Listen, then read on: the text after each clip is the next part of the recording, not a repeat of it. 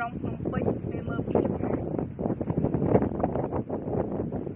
ទីក្រុងភ្នំពេញពេលយើងមើលពីចម្ងាយទៅមានសុទ្ធតែអគារខ្ពស់ខ្ពស់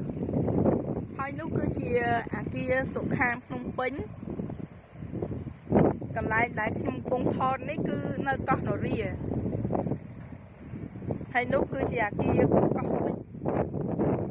ដែលគេកំពុងមានគម្រោងសាងសង់ជាប់ពីកោះនរាទៅកោះពេជ្រ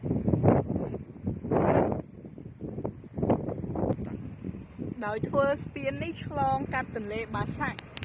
ដោយសារទីតាំងនេះគឺជាទីតាំងទន្លេ4មុខឬក៏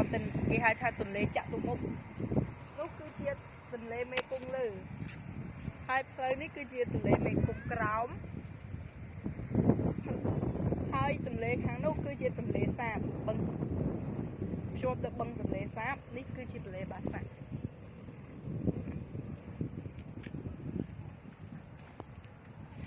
ខ្យល់អាកាសនៅទីនេះគឺ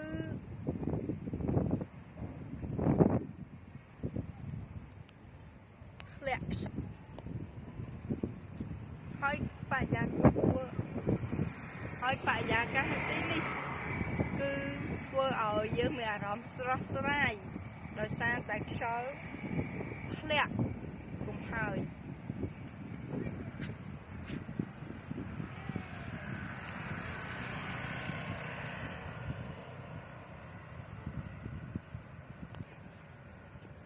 ខ្យល់អាកាសពិតជាបរិសុទ្ធណាស់ចំណែកឯទីនោះវិញគឺមានកោះមួយគេឲ្យឈ្មោះវាថាកោះប្រាក់តែនៅពេលបច្ចុប្បន្ននេះគេហៅវាថាកោះតាព្រំតែស្ថិតនៅដងទន្លេមេគង្គក្រោម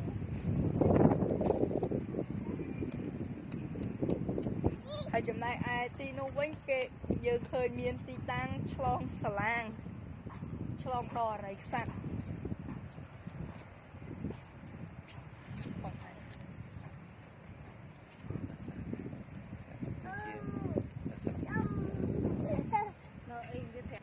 ដោយសារតែខាងនោះគឺតំបន់នោះមានឈ្មោះថាអរិយស័ក្តិ